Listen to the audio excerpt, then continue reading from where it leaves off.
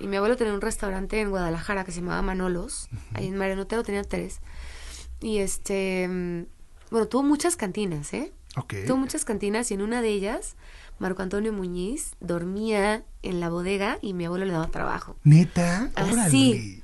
O A sea, ver, tiene unas historias no, tiene unas historias cañonas. cañonas. Entonces, para él estuvo muy cercano a la música, pero nunca lo vio como algo que podía generar riqueza y grandeza, ¿no?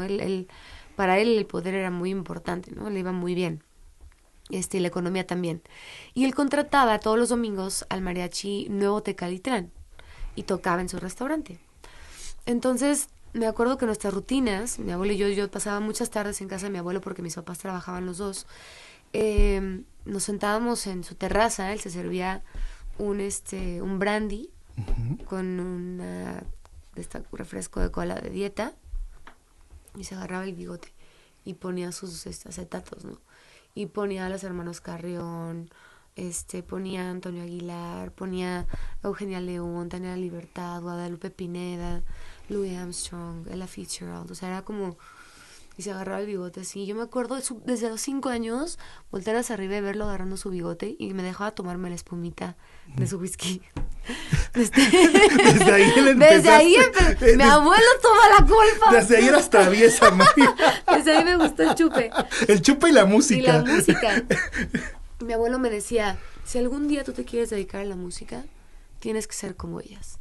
Tienes que cantar tu música mexicana y la fregada. Entonces cuando empecé a ir los domingos y empezó con el mariachi, mi abuelo me sobornaba, me decía, te voy a dar tu domingo si cantas con el mariachi. Y yo, sí, abuelito. Entonces sí me daba pena, me moría de la vergüenza, una niña de 8 años, pero se empezó a volver rutina, ¿no? Entonces yo cantaba los domingos, por mi domingo. ¿Y con qué mariachi, oye? Imagínate. Parecía Luis Miguel a los 8 años. A los 8 años. Yo obviamente no entendía el valor de las cosas. Claro.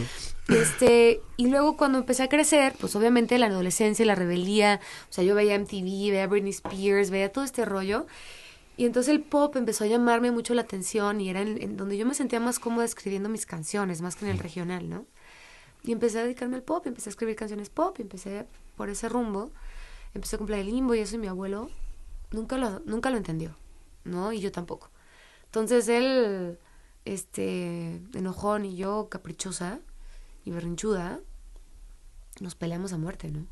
Y yo me fui de Guadalajara, él se murió